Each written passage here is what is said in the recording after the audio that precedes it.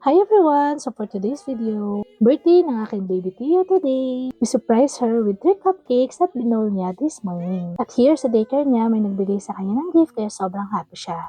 After that, ito ang kaganapan namin today. I have my chemo day today. At hindi lang ito yung chemo na tulad ng dati. This will be my first cycle of devil chemo. Actually, kinakabahan ako dyan kasi hindi ko alam kung ano yung mangyayari sa katawan ko, kung katulad ba yun ng dati, yung effect sa akin. Pero okay lang, ganun talaga.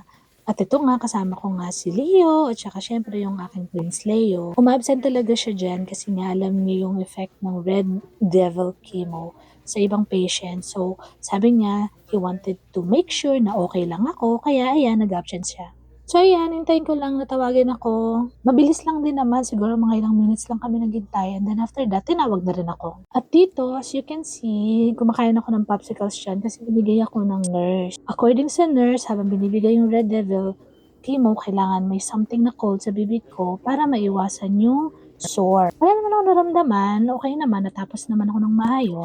And here, ito, binibideo ko ulit yung nangyari sa akin the whole day.